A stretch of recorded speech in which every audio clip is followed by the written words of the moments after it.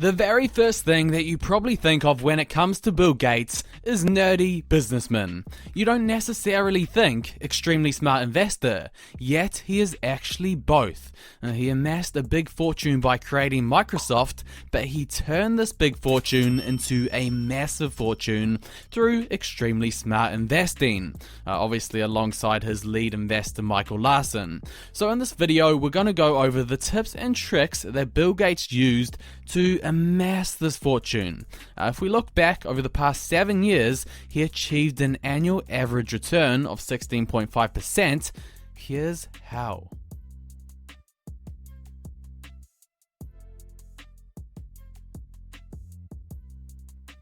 You know, you are an investor who is active in a lot of different arenas. Have you changed the way you look at the markets or changed anything you're doing as an investor based on what we've seen with the Trump rally or based on what we've seen with interest rates to this point?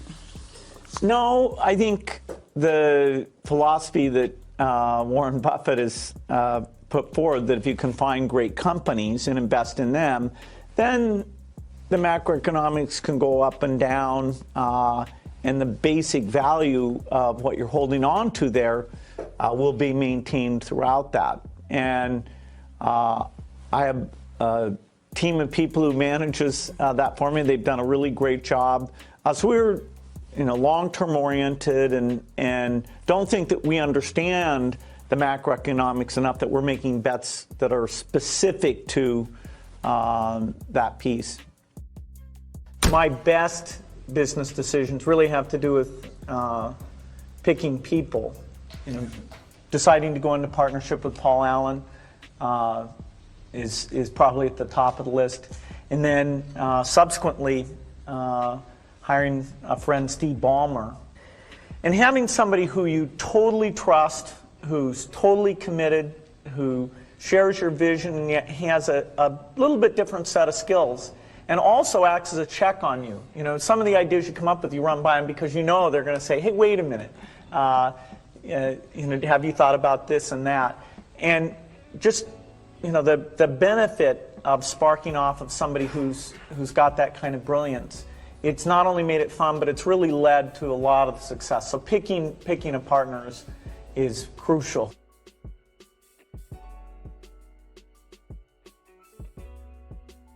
To win big, you sometimes need to take big risks. This is a direct quote from Bill Gates. And what he's trying to say is that sometimes if you're overly conservative with your investing style, you're gonna miss out on those high returns. Best example that I can give to you with this is, okay, what are the companies that have done the best over the past decade? They've been those highly innovative technology companies, the likes of Netflix, which has gone up over 6,500% over the past 10 years, the likes of Amazon, that's gone up over 2,000%, or Apple over 1,100%. A lot of people, if you invested in these stocks back in the day, they would say, oh, you're taking a major risk. And yes, that's true. You are taking a major risk. But you know what else you're taking on? A massive opportunity. An opportunity to make extremely high profits in the thousands of percentage points. This is what Bill Gates is getting at when he's saying to win big, you sometimes need to take big risks. If you apply this to investing, don't be too afraid to invest early in the likes of Tesla, Amazon, Netflix, etc. if you see tremendous upside in your stock.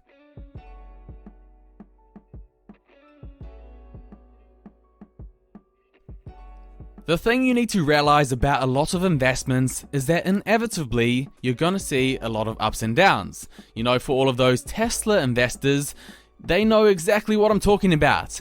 There's been many a times when everyone thought the stock was going to hell in a handbasket. When Elon Musk started tweeting about Tesla being taken private at 420, when he went on the Joe Rogan podcast and did some, subjectively naughty things. People were saying Tesla, this electric car company, they've got no chance of making it. But those who stayed patient and saw the value of the company, well, they made a great amount of profit. It doesn't matter what type of investor you are, if you can't handle the ups and the downs of the stock market, the vicissitudes, you should not be playing the game at all. But you know, it's the age-old story. If you can handle those ups and downs over time, you will make a lot of money. Warren Buffett, he made 99.7% of his wealth after the age of 52. This was all due to patience and compound interest. With time and smart investing, his portfolio just grew on itself, like a snowball, but once it's rolling, there's no stopping it getting bigger. However, you do need the patience to build that snowball in the first place, and that's what Gates is getting at with this rule.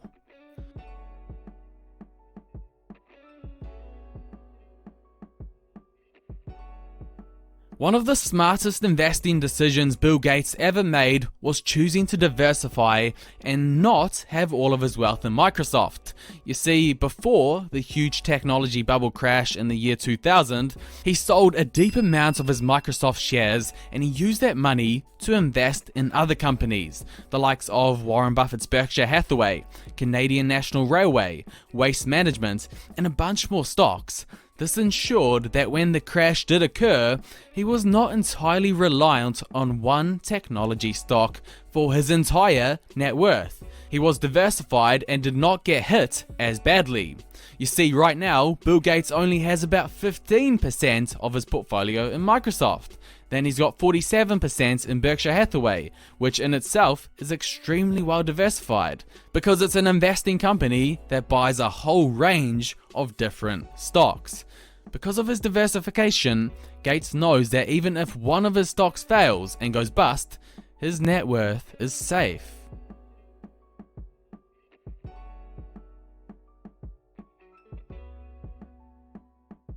In my view, global health, you save lives for less than $2,000 per life saved. I think it's a bargain. I'd like to buy more. And we're making really good progress. And if somebody has something that's more effective than that, great. You have to be excited about this stuff. And I do think part of this fund is to draw people into the world of developing tools for Africa. And if you can get something that instead of lasting a shot that lasts 3 months goes to 6 months, or instead of something that a doctor has to give a intramuscular injection, that it's something they can just keep at home and apply themselves. These are actually concrete things that may get considered. If you can get to that, then it's so empowering to the woman. And so if we have the notion of investing in these kinds of products on the table, then some of these product profiles will appeal to particular investors. We have to help make sure this is a particularly good portfolio. And so if we just put one drug in this thing and put all the money on that, then it might have a 50-50 chance of, and did it early stage, it might have a 50-50 chance of failure.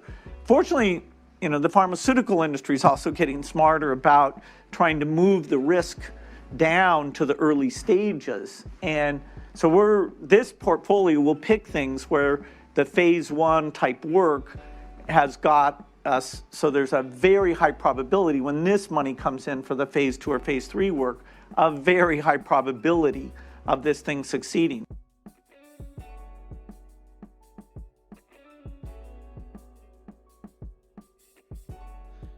Another thing that you're going to notice when you look at Gates' portfolio, his investment strategy, is that he invests in companies that he feels are going to make a difference.